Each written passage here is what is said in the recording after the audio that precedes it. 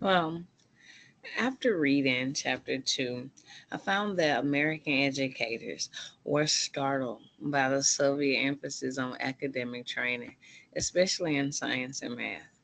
Soviet schools instilled discipline and national responsibility in students, expecting them to contribute to society rather than just memorize facts. Educators saw that Soviet students were highly skilled in physics and engineering, while American education was grappling with concerns over delinquency and disengagement. This challenged the assumption that Soviet students were merely passive participants of propaganda, and instead that the Soviet system was producing highly competent individuals who could compete with American students on a global scale. One of the most plausible areas of decay in American youth was the rise in delinquency.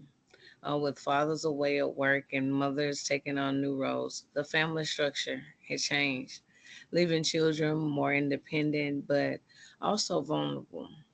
American leaders worried about the influence of music, clothing, and a decline of discipline, fearing that young people were becoming complacent and disinterested in civic duty.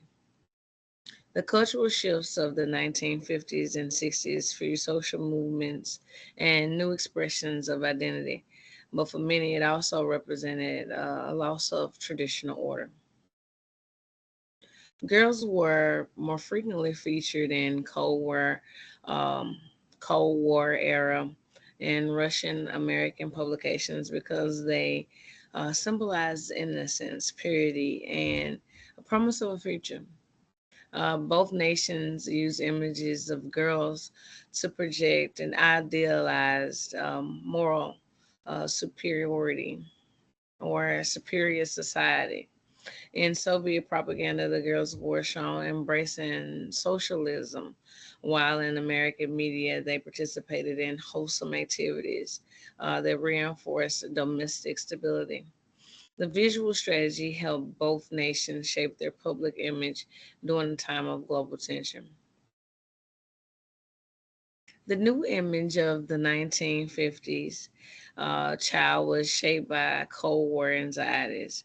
Unlike earlier portrayals of American children as carefree and individualistic, the late 1950s child was framed as disciplined, intelligent, and patriotic, ready to become the next scientist, engineer, or defender of democracy.